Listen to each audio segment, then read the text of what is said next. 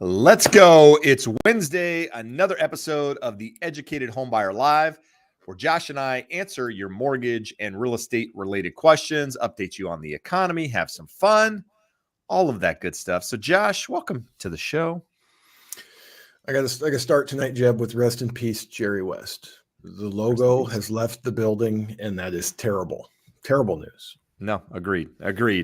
On a slightly different note here, last week I gave you grief at the beginning of the show, joking around, and a lot of people took your back, Josh. They got behind you as if I were an enemy, and people. It was friendly fire. Fire. They clearly don't know our relationship, but nevertheless, happy to see that you support Josh, and because of that, he was able to come back this week. I was able to come back. Almost, Jeb, you started your attack with my poor technology, and my computer almost did the same thing and forcing me to come on late again. It did. We were having a similar escapade about 20 seconds prior to coming on here. So I was feverishly trying to get around that. But we're going to look at some charts here in just a minute. The big news, as you guys probably know, inflation data came in better than expected. The Fed more or less came in line with expectations, and that's going to lead us into the charts like it always does, and that's what we're going to do right now. So, Josh, we always start with inventory. Charts look a little bit different this week because where we get our charts, they took a break this week, and therefore we have to go with what we have. But inventory this week came in at 611,596 properties nationwide. That's up 1.1% for the week and 38% more inventory than the same time last year. Huntington Beach and Orange County. We always look at these numbers, so we're going to keep that. These charts are our charts that we've been aggregating the data since last year. Should have been doing it sooner. Unfortunately, we were not. But Orange County saw an increase, 2,777 properties this week. Huntington Beach sitting at 176. So you can see those numbers starting to rise or continuing to rise, rather. Somewhat cyclical. We should see a peak in inventory here soon, unless rates, go a lot further the other direction, in which case you could see inventory pick up again. But it'll be interesting, and we're going to talk about rates here in just a moment. Leads us into active inventory. So these charts are from Calculated Risk. He puts them out 2 to 3 times a month. This is from May, and this was the second look at May. So you'll actually have a third look. And what I say is when we look at these charts, always look at year over year.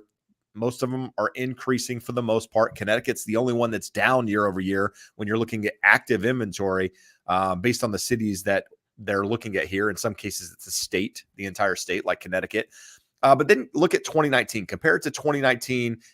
How bad is it compared to 2019? So if you look at Denver's up almost 75% year over year.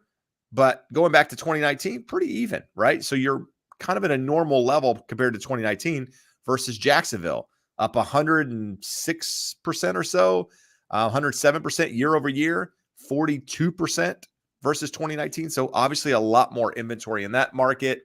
Something to pay attention to there. And we've talked about the reasons why. But this is our chart just basically showing you where we were last week versus this week. And we talked about that. We went from 604,922 to 611,596. And we're still sitting at the highest level of inventory that we've seen, going all the way back to 21 or so, 21, 22. 21, I think 21, 20. I don't know. I don't have the notes right here in front of me, but in quite some time. New listings. So new listings, typical rebound following Memorial Day, which is what we saw. Noteworthy aspect is the year over year growth, which is a positive sign. If we use 2022 as our frame of reference, we have about 3 weeks left of increased listings week over week. So if that's the baseline, by the end of the month here, inventory should start to move sideways to down a little bit. And then that takes us in again, looking at that new listings data, look at year over year, look at 2019, similar story. With that, I was thinking about 2019. I'm like, okay, we keep using 2019 as a frame of reference because it was pre-pandemic before things went crazy. So you say, what's kind of normal? But I started thinking, there is something that is very, very different than 2019 that we need to take into account. So inventory is still in most markets, new listings and inventory are 20 to 40%, some even more below where we were in 2019. But affordability is much worse than it was in 2019. Correct. So we talk about supply demand imbalance or supply demand balance. So supply is way down, demand is way down, but they're in balance. So we're still seeing prices go up. I happen to think that if we get back to 2019 levels of inventory without affordability improving, not affordability going back to 2019, you wouldn't see the same situation we saw in 2019. It would be a different market. We were seeing not a huge amount of appreciation, but 2019 was a 4 or 5% appreciation year. I think if we got that same amount of inventory, we would probably see less appreciation, maybe no appreciation, maybe a slight correction there. What are your thoughts on that? I agree with that. And you actually brought something to mind there is, I've gone back and watched videos, which is painful to do, by the way. If you're anybody that does video, I mean, I've got comfortable with my voice over the years. I hate it still. But in watching old videos or even videos of yourself, sometimes it's hard to watch. But going back to 2020, beginning of 2020, when we were telling people, hey, the market is crazy, inventory's low, buyer demand's high, like all of these things, you go back and watch it and you're like, yeah, like that's what we were saying. But take a step further, go back and watch some of my videos from 2019, because I talked about the market in 2019. And when you watch them, it's a similar story. We're talking about low inventory. We're talking about buyer demand being there. We're talking about the imbalance of properties. And it was just, accentuated, if you will, during the pandemic. It just created another layer of it. And you forget how crazy it was. When we started the year of 2020, it was already setting up to be a really good year of real estate by the beginning of March. And then all of this happened and it created this pandemic, if you will. Well, hold on, Jeb. You said something important there. It was shaping up to be a really good year because prior to COVID, rates were dropping. So people think that we did have the second round, it was like QE4, if you count round 1, 2, and 3 that ended in like 2014. But we had another bout of QE, and everyone goes, well, rates would have never gone that low if the government hadn't stepped in. Rates were going under 4% on their own. The Fed took them from 3.875 to 2.875, 2.75. So it's important to remember that, because we're going to talk about CPI. We're going to talk about the Fed meeting today and what is normal. Well, for 10, 12 years, they could not engineer any inflation, anything above 1.5, 1.7, 1.8%.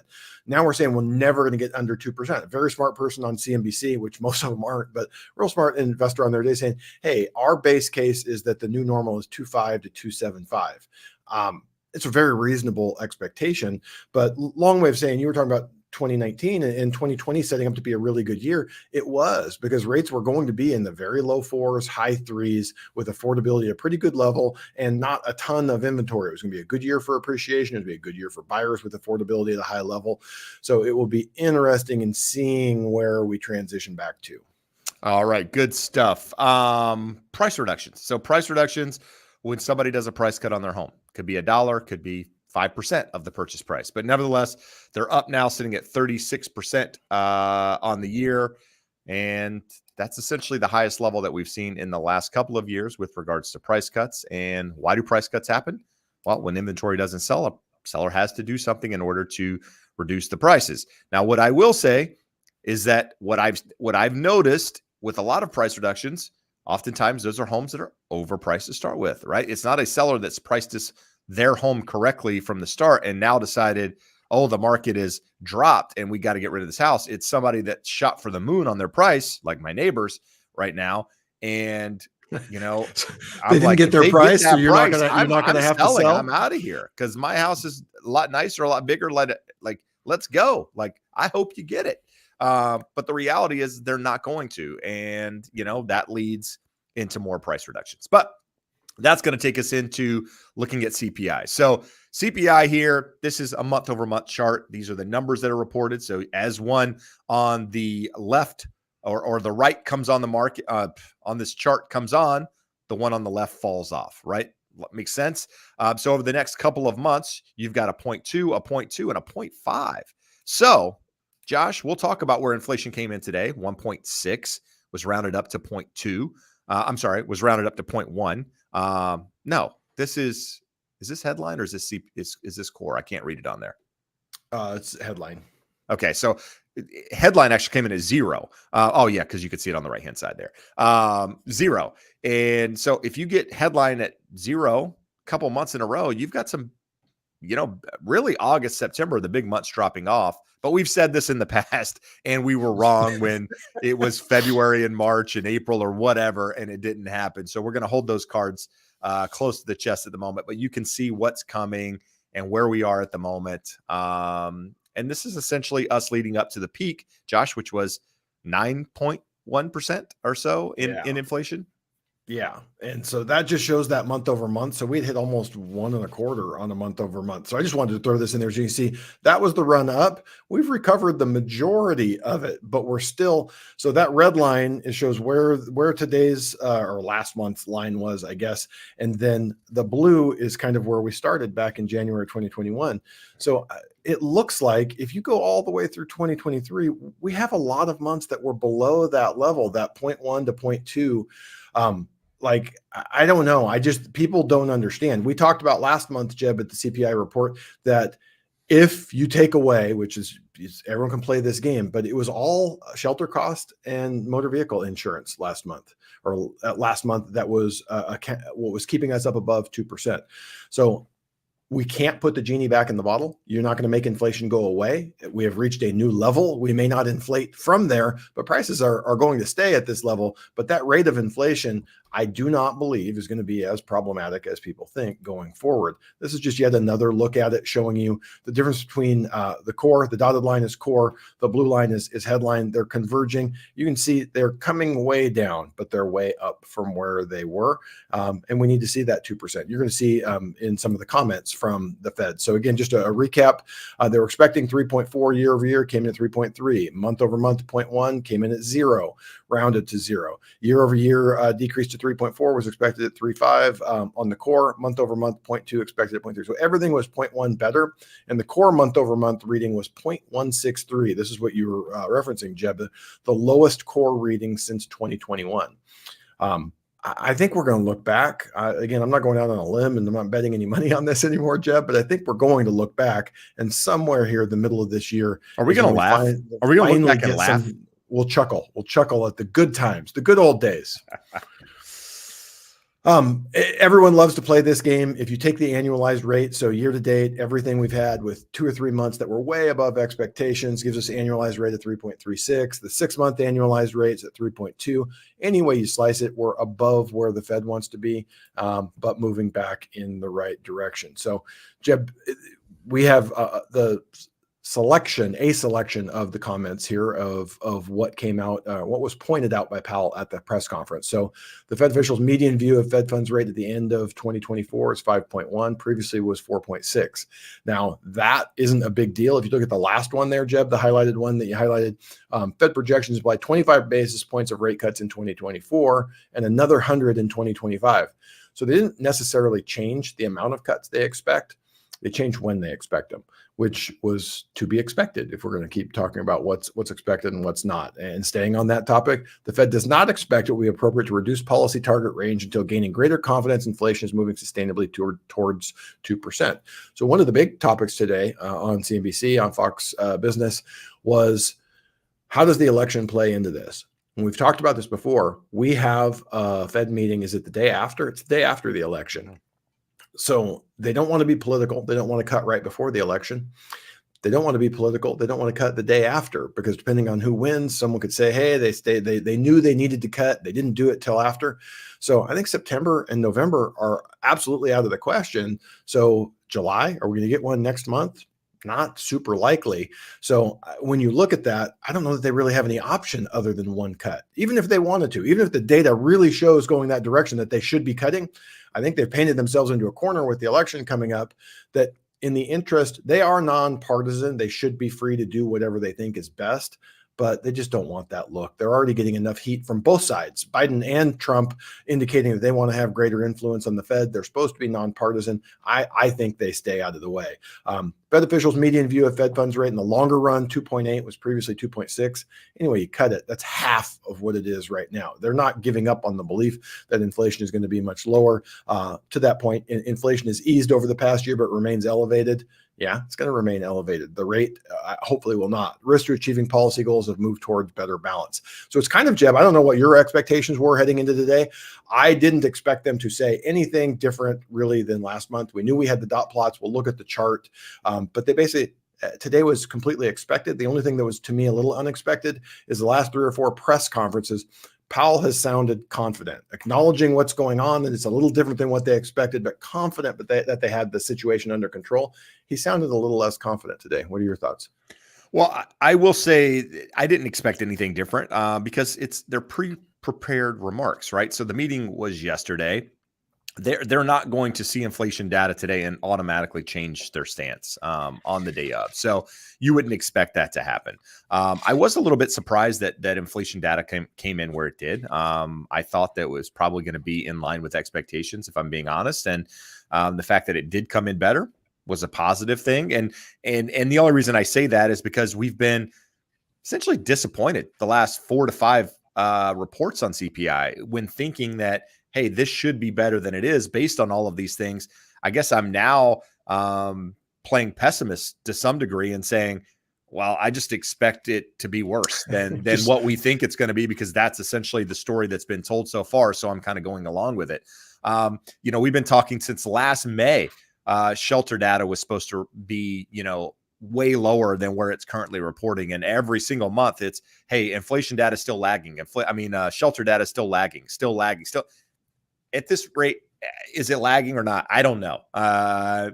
So it's hard to start factoring all that in. And so it's kind of like, hey, let's just go with the flow versus,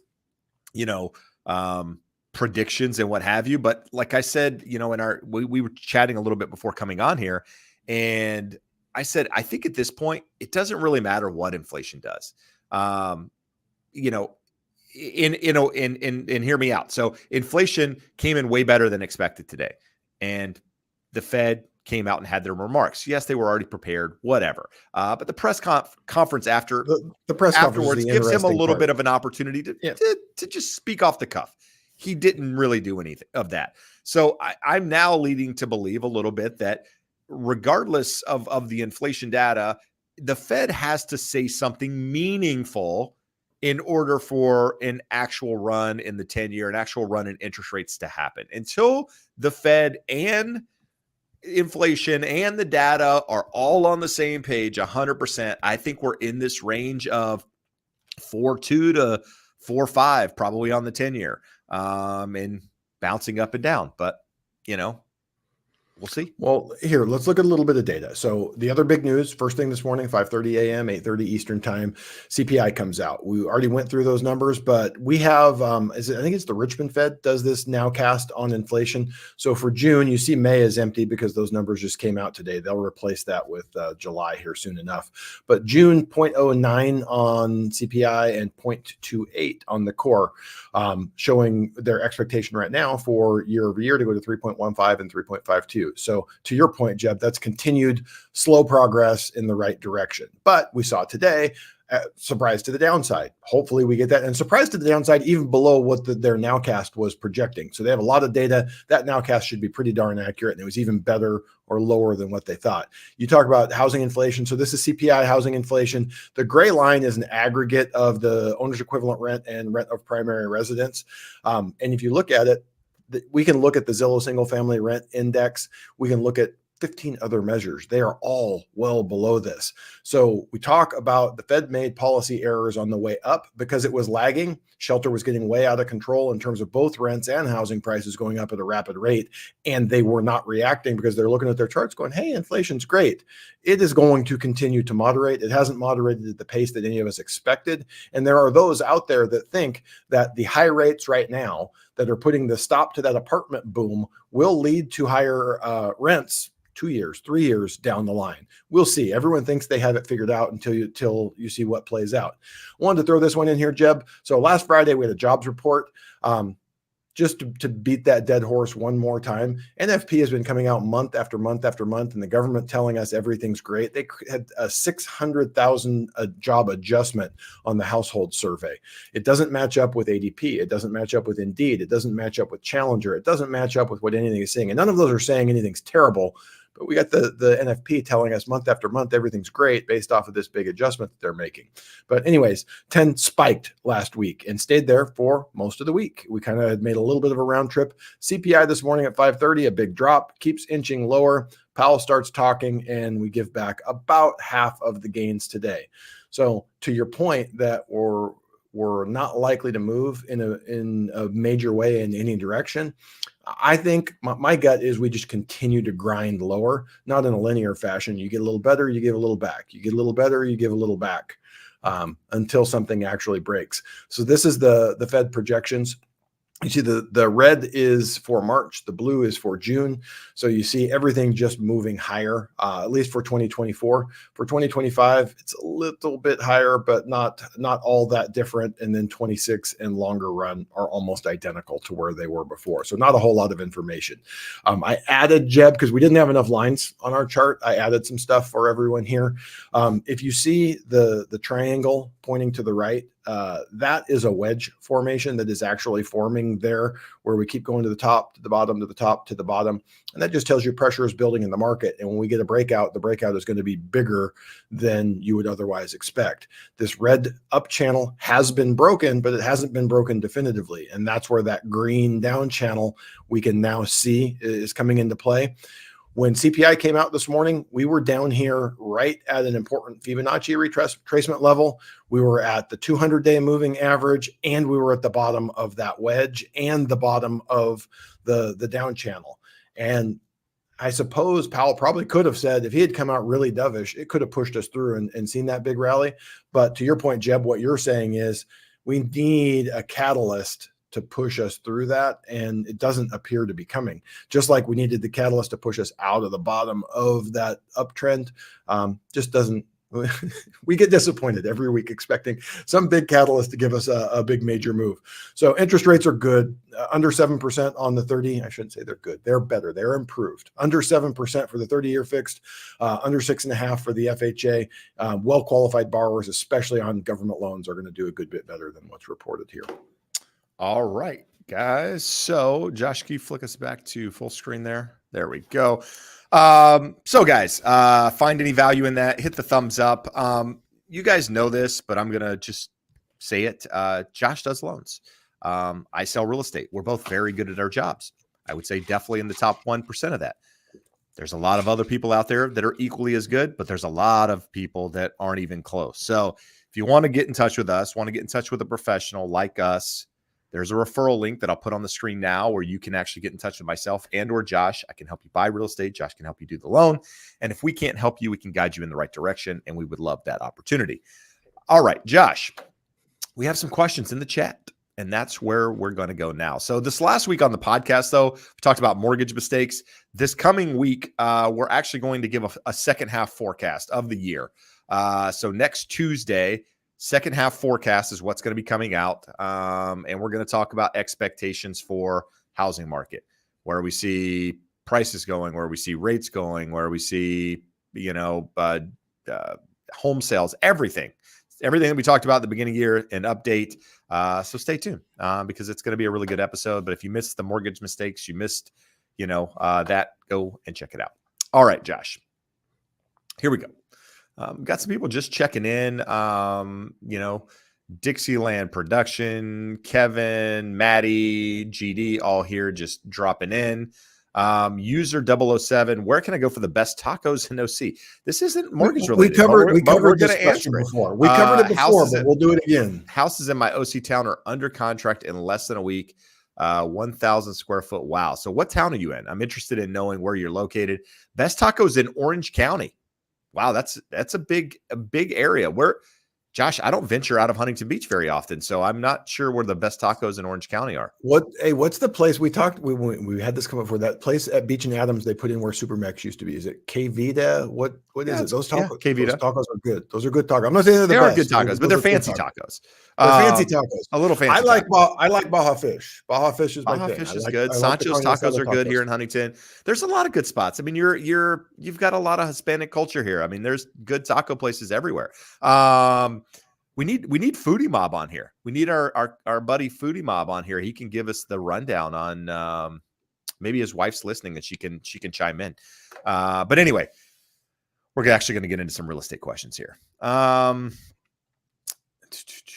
Do we have any real estate questions? I'm just reading through them. We had a lot of comments, but not a whole lot of questions. So for those of you with questions who want to ask something, now is the time because we got nothing else to answer. Look, we got a new one. Clip Sports. Is that Clipper Sports or just Sports Clips? Which is it? I'm not sure. Let's see. We'll get to How do you research when COVID came around? They started to allow them to use substitutions when they calculate the inflation number. Before hold that thought because there's a correction here. That is not true.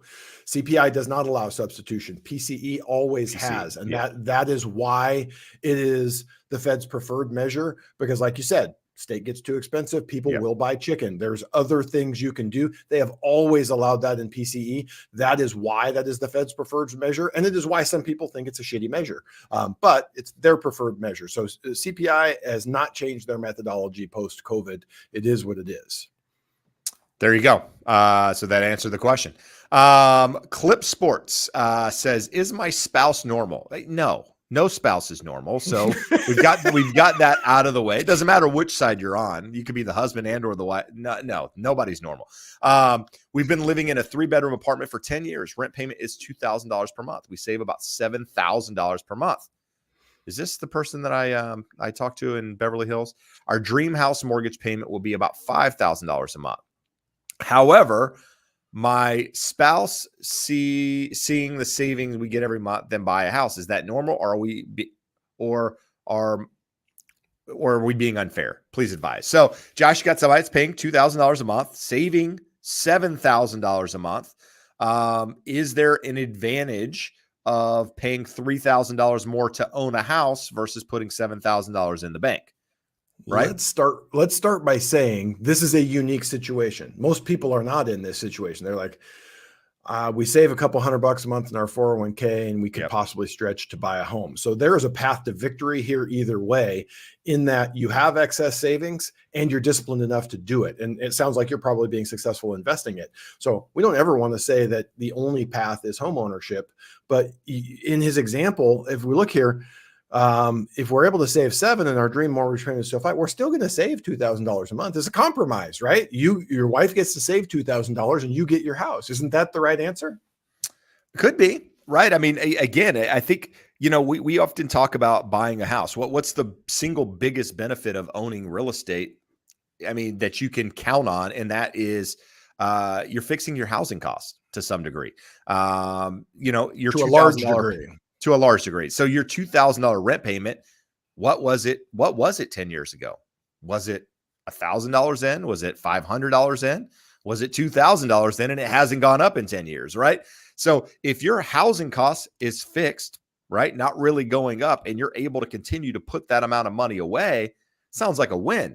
But at the same time, there are definitely some benefits of home ownership that, with the appreciation, with the money you've spent owning, paying in rent, and what you've lost in appreciation and everything during that period of time. And hindsight's 2020. Nobody would have known. But those are all things that you kind of have to take in. But you're doing the right things. I mean, those are the right questions. I think you're in a position now where it's a personal decision. I think you could go either way. I don't know that there's a right or wrong answer on either side of it, to be completely honest. You're in a great situation. If you just saved $5,000 a month, you're going to end up at a good place. If you buy a house and continue to save $2,000 a month, you're going to end up at a good place. Yeah, exactly. So with that, good luck. Thanks for watching. Are there any builders out there that can make or give a better interest rate when you have good credit, like Toll Brothers example?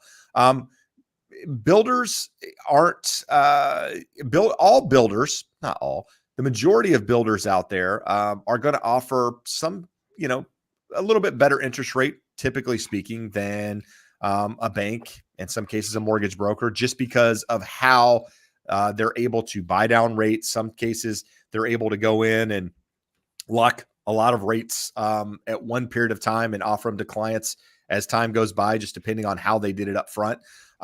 So, it doesn't really you can't take that outside of the building world though, right? That doesn't apply to existing construction. So unless you're buying new construction, it's not really a way to take advantage of that. But with that, I mean, there are definitely opportunities out there with builders, especially builders that have an oversupply of homes that aren't moving property quite as fast. Those are the ones that I think offer the most opportunity. Well, Jeb, let's look at the key part of the question is, can they give you a better interest rate when you have good credit? What does the builder want? They want the house off of their books and on yours. So with that, if you have a 200 credit score or an 800 credit score, they do not care. Mortgage qualification is binary, yes or no. Yes, you can qualify and I can give you a credit. Me, the builder, I can give you a credit and I no longer own this and it's now your responsibility. Cool. They don't care what your credit score is. The only reason they are giving you an incentive to buy is to get it off of their books. So again, it just comes down to, does their in-house lender that they will subsidize your loan through, are they able to get you approved? And if so, cool, we will give you this money, which you can use to buy the interest rate down to get the loan off of our books. They're not doing it. They're not altruist. They don't care about you. They want it off of their books. And if they can get it that way, regardless of what your credit score is, they're going to subsidize your loan. There you go. Good stuff. Jay Homeboy has a good question. My wife and I closed on our home in June of 2023. They have 2 kids under the age of 2. And she has recently turned in her notice, her 2-week notice to stay at home and watch the kids. He wants her to wait until they can refinance under 6.25%. What are my options? They're currently at 7.5% on a 30-year fixed. With a 1-1 buy down, so 6.5%. Should I continue paying the minimum, recast, refinance, or pay off the mortgage? So, Josh, what are your thoughts when you hear a question like that? My first thought is call Josh, and not just self-servingly. Just this is a really difficult question. There are so many things that come into play. Depending on what type of loan, rates should be a good bit better than 7.5. It should be high 6s. So is a refinance an option? Yes. It's a premium to what you're paying, but if you need to do it now because you need her income to qualify, it may force you to do that a little bit earlier than what you expected. The other options there, recast, pay more than the minimum. With the recast, are we just where are the funds coming to do the recast? Did you have some additional money that you didn't use? So it's a complicated question, hard for us to answer here, but it may expedite your timeline there if she really wants to get out of the workforce to stay home and work full time. All right, there you go. I mean, here, let me give you an example, personal example. Self-employed. I'm self-employed. My business last year, compared to previous years, was down. And obviously I would like to take advantage of lower rates that I think will happen in the fall of this year. And so I've delayed filing my taxes until basically October at this point, right? I put an extension in, my taxes are ready to go. And typically I always file and pay for my taxes by April. Like I never extend. This year I've extended because based on the income that I'm reporting, because, obviously a slower year, it's going to put me in a more compromised position in order to take advantage of lower rates. So I'm in a similar position. I haven't quit my job, but I'm kind of holding off on the tax thing with a similar thing in mind of, hey, am I able to take advantage of this if the opportunity arises? Hard to say at this point, right? I mean, still a couple more months to make it happen, but that's, you got to kind of think ahead a little bit, especially when you've got changing jobs and self-employment and all that stuff. I think I knew says Meritage gives me $15,000 in closing costs, but their rates are not competitive. Can you refinance right after closing? So Meritage is a home builder. At least that's how I know Meritage.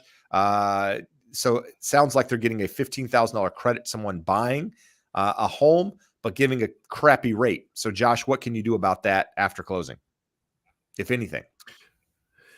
So here, we always talk about this. 99% of loans, all qualified mortgages, do not have a prepayment penalty. So there is nothing preventing you from refinancing 5 minutes later. Jeb was in a unique situation. He bought with a portfolio lender and they said, we didn't sell this loan to anyone else. So we just want to make sure we refinance it ourselves so that you're likely to keep that loan longer. And they refinanced for him 6 weeks after he bought. So a portfolio lender, they will do it and they don't have any early payoff penalty. If you're doing a FHA, VA, USDA, Fannie Mae, Freddie Mac that gets sold into the secondary market, if that thing closes and pays off in the first 180 days, the lender that did that will pay back their premium that they earned when they sold it into the secondary market. So any profit that they made on that loan, they're going to eat. So I would say, please never do that to a loan officer. If you think there's a better term or a better deal to be had out there, shop around ahead of time and get that put in place. But with the builder, if they're going to strong arm you, you have to get qualified with our people. Here's $15,000. I'm a little less black and white about this. If there's a significantly better interest rate for you out there in the market, there's nothing preventing you from paying that off even before your first payment comes due. That and before you close, because it sounds like you haven't closed yet, call somebody and have a conversation and say, what if I'm not even getting the $15,000 credit? What's my rate? And maybe it ends up being a better situation all the way around because you're not having to deal with a refinance later and so on and so forth. So I think it's worth having the conversation now. You can call Josh, you can call whoever, but at least get a comparison just so you know what you're working with. Jeb, that's a really good call. I have a friend that she reached out earlier this year. She got a big raise. She's always wanted to buy a home, was never a reality. She got like a 35% raise. She's like, I think I can do it. Get her qualified, get her pre-approved. And then 35% raise. Where's she work? California? Fast food, huh? Yeah, exactly. 35% raise. And that allowed her to buy a home. So she goes out and then she goes, I'm looking at these new builds. I'm like, well, I'm going to be out of the picture here, but just tell me what it looks like. She goes, okay, I got one under contract. They got me pre-approved too. They're going to give me $30,000. I said, cool, let's take a look at it. And the way they had it penciled out, the $30,000 was all smoke and mirrors, pure bullshit. But when we backed out all the crap in there, it was an $18,000 credit. I don't have $18,000 to give her. I'm not making $18,000 on the loan. So like they're lying to you that it's not 30, but it's still 18 and it's a very good deal. So you do have to go that route. So you're not wrong there, Jeb, that 15 might be $2,000. It may not be anything. Just have the conversation, have a comparison, right? With anything in life, you go buy a car, talk to more than one dealer. You go, talk to a real estate agent, talk to more than one. Anything you do where you're spending a large amount of money, get something to compare it to. That way there's no regrets down the road. Smart Fox has a question. One of those evergreen questions. It doesn't really change, but it's an important question. It says, what is a 1031 tax exchange? If you sell the replacement, are all capital gain taxes due? So what a 1031 tax exchange is it allows you to take profit from an investment property and transfer it to another investment property of like kind and not pay any taxes on that gain because you're rolling it over. Right. So an example, Josh buys a piece of real estate for $500,000. It's an investment property. He goes to sell it. It's now worth $1 million. He gets a $500,000 profit. Just for a conversation here, he takes that $500,000. Now, if he took that $500 and he put it in his bank account, guess what? He's going to have to pay capital gains taxes on that gain because of how much doesn't matter how much, because he had a profit on that property. In a 1031 tax exchange, there's certain restrictions of how many properties you have to identify within a certain within a certain time frame. And when you meet all of that and actually close on that property, that $500,000 in this case goes into that new property as a down payment. You have to go up to higher value too. So you can't, there's some other things that we're not talking about here, but nevertheless allows you to avoid paying taxes on that. Now, the benefit is at some point in your life, hopefully you're older and your tax basis is lower and all of that, and or you leave it to the kids and there's no taxes at all. So there's a lot of benefits of taking and doing a 1031, but talk to somebody that knows 1031s. There's people out there that specialize in it. A lot of real estate agents understand them and know them well. I've done a ton of them in my career, but there's a lot of tax things there and that need to be addressed as well. So hopefully that helps.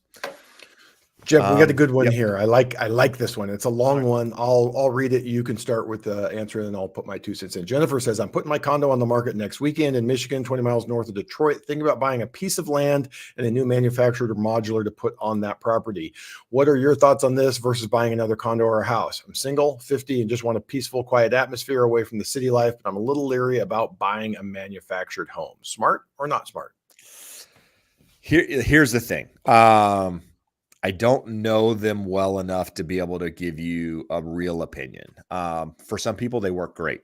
I came from rural North Carolina. Mobile homes, manufactured trailers, whatever you want to call them, are normal. You see them on land all the time. People have them. What I know of them being where I am now in California, they don't appreciate. You're not going to see the same type of appreciation that you would see on, say, a single family home. It's a different lifestyle, less expensive. So there's some benefits there. There are definitely pros and cons, and it's really a matter of you figuring out which is right. If you're not buying it cash, understand that when you go to finance a manufactured home, a lot less people actually do them. I'm only familiar with 2 or 3 companies that actually do manufactured home financing.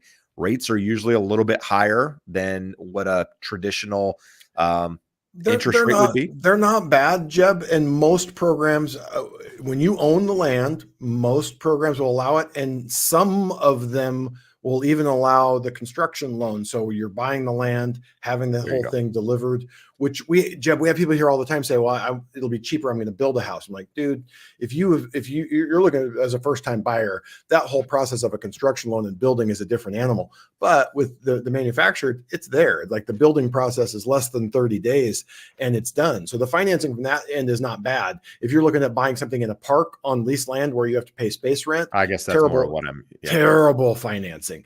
So there's 2 pieces to this one, Jeb, and I'm going to go to the other side of it. You're talking about, is it a good deal? Can I finance it well? Is it going to appreciate the same as a stick belt home?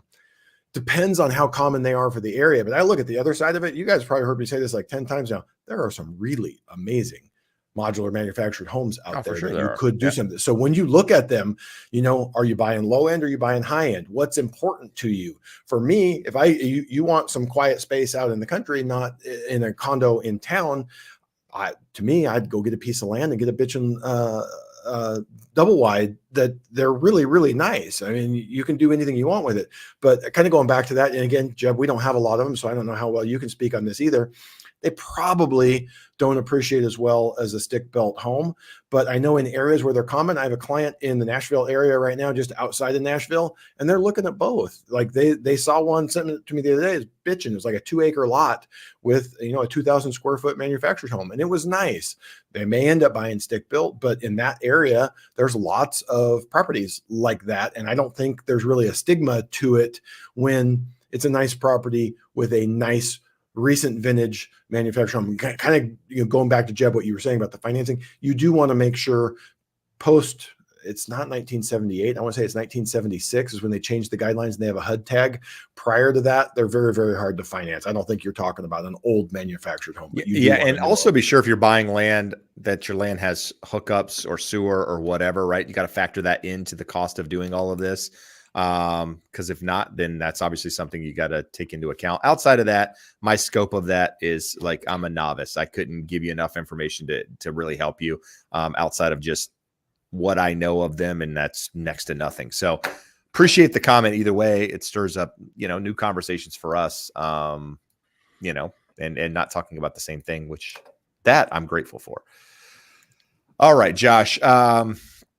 Let's see here. Joyce has a good question. Says, is it worth to refinance now for a VA loan that is at 7 3/8? Mortgage lender is offering 6 1/8 now to refinance with only title fees cost for a $450,000 loan. So a drop of 1.25%. Is it worth it? The easy answer is absolutely. You should do it. I think we have an equation for that. Yeah, well, I don't care what your equation is. The equation is yes, you should refinance and take advantage of that. Is 6 1/8 a positive rate today, Josh? Let's start there. on a VA? It's not bad at all if that's all that you're paying. You're not having additional fees. The most important part, I'm hoping that Joyce is not in one of the states that we operate in, because Joyce is here, asks good questions, we give her good answers, and I have not talked to her about this VA, Earl. And if we were talking directly on the phone, we could have given her a detailed answer to this and what it looks like. You are 100% correct, Jeb, that the answer is absolutely. If you sit here, I'm going to wait for 5%, there's a cost to waiting. That cost of waiting and holding out for that 5% mortgage is a percent and a quarter on a $450,000 loan. You're paying $5,000 a year for the right to hope for a lower interest rate. And that so you could refinance again in the future and take advantage of that. Also, again, with an interest rate reduction loan, right? It's just keep doing it, Joyce. Why wait? Take advantage of it now. Goes down again. Take advantage of it again. You have to have it for 210 days. So 200 days after the first payment, you can do it again and roll it down. What I would say is, instead of saying I'm only paying title fees, let's do it no cost. Just do it no cost. So maybe it's 6 1/4, no cost, and you just got it for free. And then in 210 days, if they're closer to 5, 5 1/2, 5 3/4, you do it again. We do have a recoupment period, and there's a minimum you have to save. But I mean, the only reason that you could possibly think is, hey, rates only go to about 5.75, and I wouldn't be able to meet the recoupment requirements with that if they never got there. I'm just saying what we know today is you have a large savings on the table, and we don't know that rates are ever going to go to where we hope and believe they are. Yeah, and I think you got 210 days between their 5%. So just my thoughts.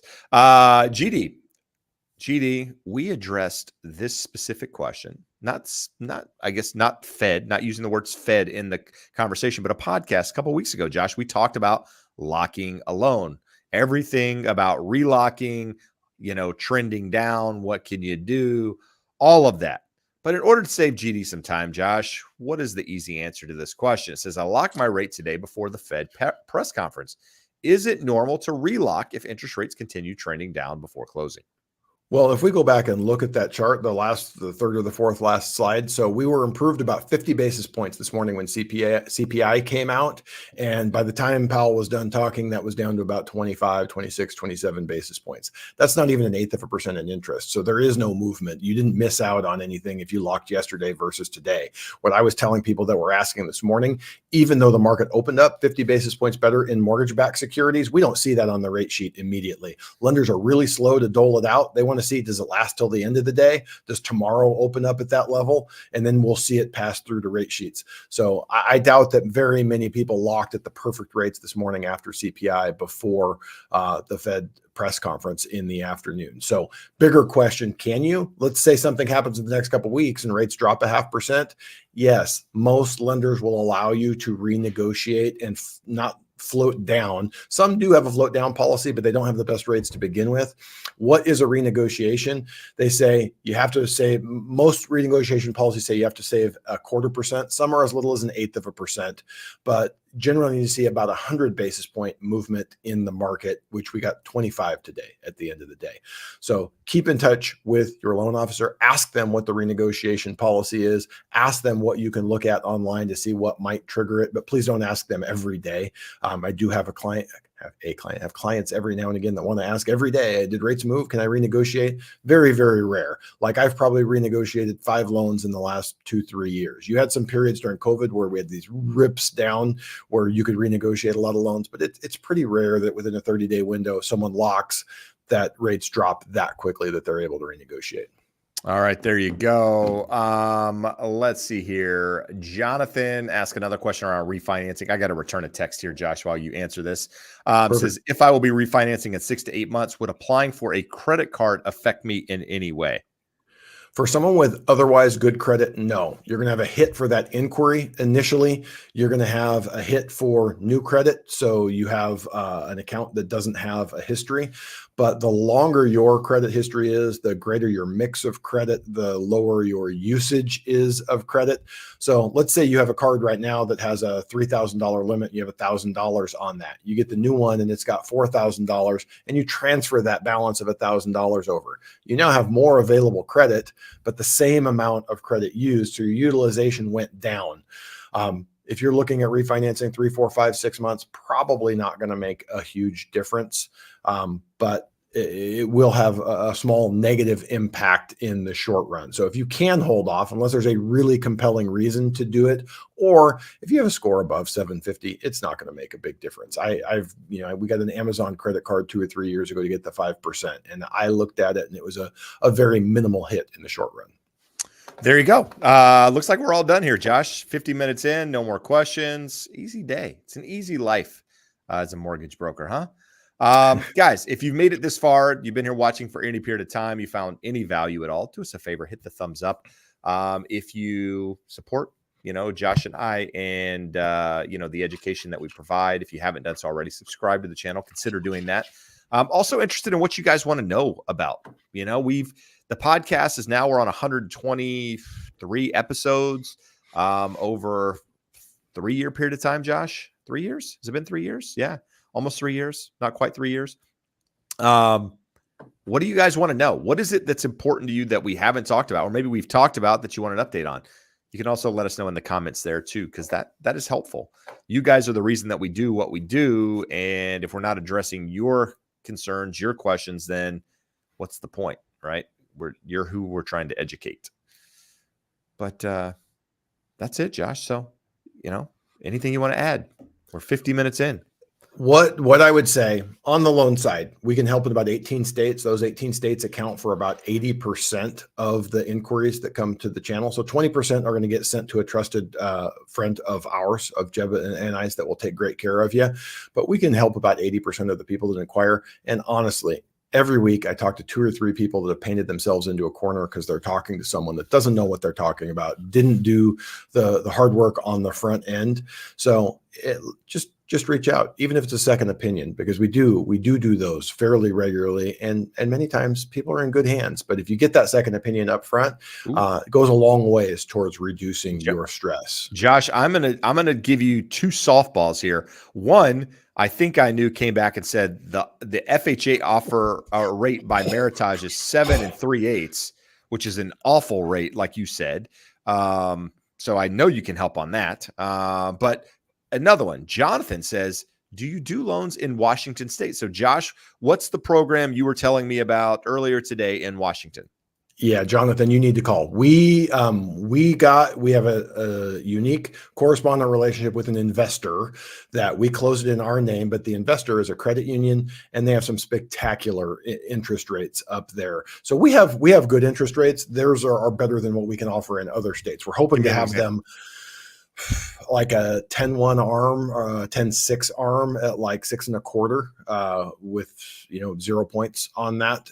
And we can go up to, we can do kind of an exception there. They do 3% all the way up to the high balance limits, which state of Washington doesn't have a lot of high balance areas. Parts of Seattle, Bellevue do. But if you're buying a $900,000 house and you can do 3% with a 6 1/4, and credit unions also get better mortgage insurance rates than other lenders, so it's slightly lower. So absolutely, big picture there. We can help anyone in the state of Washington, but for those that qualify and fit with that program, that's a new one that we are super excited to have. It's a new relationship that we just got in the last 10 days or so. All right, good stuff. I'm trying to take this out an hour, guys. I'm giving you 7 minutes. So if you have questions, ask them. That is why we're here. That's why we've allotted the time to help educate and help guide you guys. Yeah. So we're just going to sit here and stare at you until you ask questions. Until you ask questions it's going to get real awkward when you're just staring at us and we're staring back at you and there's nothing being said and we're live. Jeb's going to get out his clippers and shave the beard here live, right, for everyone. I'm really close, Josh. I'm really close, but I had regrets last time I did it. I had remorse, shaving remorse, if that's even a thing, after I did it. So I was like, you know what? I'm not going to go through that again. I'm going to keep letting it go. I need a timeline. Like I need either this happens and when this happens, I can shave it, or this is the date that I'm going to. And then once I have that, is a goal, if you will. Once I have the goal, then then I can do it. A longtime listener here with a good question. I think these are the first 2 comments I've seen. I've talked to Ha several times. And I know she's here regularly watching, but I believe these are the first 2 comments we've had from her tonight. This is actually a question. I don't know that to be the case, but the question is, do you recommend we have insurance when the houses are paid off? My answer is absolutely. You should definitely have homeowners insurance unless you've just got so much money in the bank that, you think any minor issue that comes up. Basically, the way I look at insurance is against large loss, like your house burns down, not if you get a leak in your window and it's some minor issue. That's not what insurance is for. Insurance is if, the kids turn the stove on and walk away and the whole house catches on fire. That's what you have insurance for. So depending on how you look at it, I told the story a couple of weeks ago. I have a friend that lives in South Florida, hurricane area, and he's done very well off financially, and he chooses his home's paid free and clear. He chooses not to have insurance because he's like, any issue that comes up with the house, I just pay cash for it. I'm not dealing with insurance companies. I'm not dealing with that. So, what are your thoughts on it, Josh? I look at it as it's there for catastrophic reasons. People ask, should I get a home warranty or should I extend my home warranty? The seller got me one and now it's up at the 12 months. Should I extend it for $600? No, because you're not going to get benefit out of it. And that's not catastrophic. If you have to put in a new water heater, it's $2,000. You're unhappy, but it's not catastrophic. You can absolutely have something catastrophic with your house. She's here in Southern California. Rebuilding a house in Southern California, if it completely burns down, is $350,000. That hurts no matter how rich you are. So if for $1,500 a year, I can make sure that my max out of pocket is 10 grand, I'm going to insure it regardless. I don't disagree. I think I knew says, so an FHA at 7.375% with no points is a bad rate right now, Josh? It is an awful rate. How awful depends on your credit score. There's not a whole lot of moving parts to quote an FHA. So tell me this, if you're still here, I think I knew, throw in the purchase price and what you think ballpark your credit score is, and I'll just price it here for you live of a range of what that should look like. But there you a lot lower. Look at what we're doing here, Josh. Do you have to quote an APR? I'll do it. We probably do. Actually, as crazy as that is, this is, even though we're talking live, but yeah, we'll throw in the APR. My tool here quotes an APR. I don't know if it's 100% dead on accurate, but it does quote an APR. It does have some fees factored. All right, guys, 3 minutes left. I know you're still here, so put that in the chat. We'll get it answered. I'm going to go back up here, just see if we missed anything, Josh. I don't think we did. Lots of comments tonight, not nearly as many questions. Yep, and a lot of regulars. I don't think we peaked to any new viewers this evening. Everybody already knew what was happening with the Fed and CPI. They didn't need us. Let's see here. Ton has a nice comment here. As property in Anaheim by Disneyland, 2-bed, 2-bath, pulled permits to add 1 bed, 1 bath for a main house. Also building an ADU of 1,200 square feet with 4 beds. That's a tiny 4-bedroom, 4-bedroom, 2-bath. So yeah, that's going to be a little gold mine. That's the way to do it. The smaller homes, Jeb's talked about it before. A 2-bedroom home is going to sell at a discount. You fix that problem real quick. I had one on Vine Street, probably my favorite house that we ever flipped. A bitchin' like 1930s craftsman, and had a terrible floor plan. We were able to reconfigure the floor plan, put a hallway through the middle to a modern master bath on the back, and it's the nicest house in the neighborhood. But by being able to throw the ADU in there too, that's sweet. All right, good stuff. Let's see here. I think I knew says a $573,000 loan amount. Credit is 800. Josh, I think you're gonna be able to save them about a point here, but we'll see. I'm going to just look at some other stuff while you're doing that. The quarterly quest. My brother was going to buy, credit score 650, house price 580. His lender was at 8.3% based on credit. Is that accurate for that credit? How much down was he putting on that loan? Yeah, go ahead. Like, so if it's minimum down, Jeb, easy, you just go FHA and it's a ton better than that. If they're putting a big down and they freak out and say, I don't want to put a big down and have FHA with the upfront mortgage and premium, all that. Okay, it still shouldn't be 8.3. It might be high 7s for someone with a 650 credit score. but low down, the answer is going FHA. So back to I think I knew that number should be somewhere between 6.125, somewhere in that range, possibly even a little better with an on a $573,000 loan amount. Josh, what's the difference in payment? Boy, it's not even showing me. So here at 6.125, the principal and interest is 34.19. Give me a second. It'll give me, I got to keep going to get to 7.375. 34.19 versus 38.86. So it's only $450 a month. So in 3 years, the 15 grand they're going to give you is going to get eaten up. But like what I would say here, it's really hard because the lenders cap out on the premium. So to get you $15,000, like, I don't know. The problem was I think I knew, Jeb, the one that asked, did you have to wait to refinance? You will have to wait because just like VA on the IRRRL, you have to have 210 days. FHA has a waiting period, also 210 days from closing. So you're going to have that loan for 6 or 7 months. So if we say it's $450 a month difference, you're going to give back about $3,000 of that. I'm trying to look here and see how low you could get it and still give them a decent sized credit. You know, we could give you a $5,000 credit somewhere around 6.625.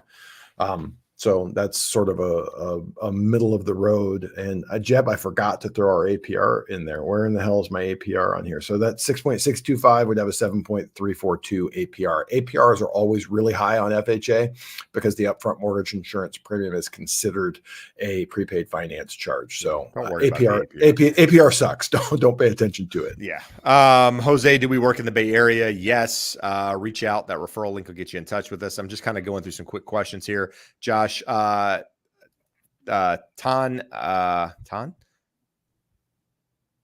followed up to the Anaheim edition earlier, says he owes some credit card balance, needs to refi by August. Will this affect refi ability? So I don't. It could. So say you have credit card here. Jeb, we have a mutual client, a listener to the show that you're helping with the lease. I'm helping them with their purchase. A lot of money sitting in the bank and huge balances on credit cards because he's like, they're all at 0%. What do I care? The difference between what we originally pulled and then him writing the check to pay those off was about 30 points on his credit score and made a big difference on a big loan. So can it? Yes. Is it going to prevent you from getting a loan? Probably not. But it really just depends on how much it's impacting your score. He literally had like $150,000 of credit card debt because he didn't care because he had the money in the bank and those were at zero balance or zero interest. So we got to look at your situation. Give me a call. Let's just go through it. We can do a soft pull, see what the credit looks like right now, what the balances look like, what the utilization looks like. This is where the market is right now. I would love if we go back in time 5 years when it was just super easy and you answered the phone and you were somewhat of an order taker. But a lot of what we do is just consulting, working with people, prepping with you up front so that when the time comes, you're ready to rock. Good. One more, Josh. Jonathan says, if I'm selling a house, what sort of things are a must before selling? So nothing is a must before selling. Talk to an agent, talk to a professional, whoever's going to list your house for sale. In fact, if you haven't done so already, interview a couple of people and ask them, what would you do? What should I do before selling my house? Oftentimes people think they need to do a lot of things. Like when you live in a house, things bug you because you see them every day, so on and so forth. Oftentimes as a seller, you overthink things.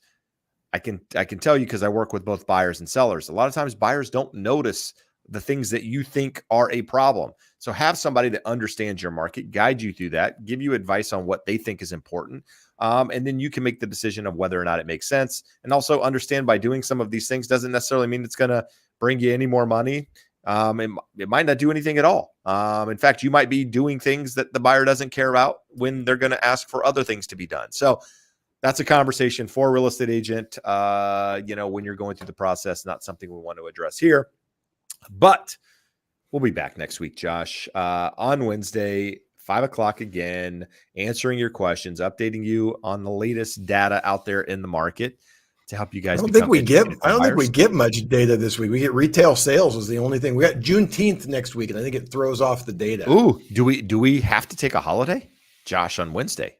It's Wednesday. We got to shut the show down for Juneteenth. Josh, you You almost died on the show. This is not good. I did. I wasn't prepared for that because I was thinking here's the thing. The Juneteenth, the federal holiday is Monday. The actual day is Wednesday. Here's the thing, Josh, if you die, I still have to close out the show over here before I can go to your office. Just so you know, I can't leave the post until the show has been exited. But guys, I think that's our cue right there. We appreciate you being here. Appreciate the support. Like and subscribe if you haven't done so already. Check out the podcast if you really want to get educated. A lot of good information there. And more importantly, if Josh and I can be of assistance to you, there's a link scroll in the bottom. We would love that opportunity. Josh, adios. Amigos.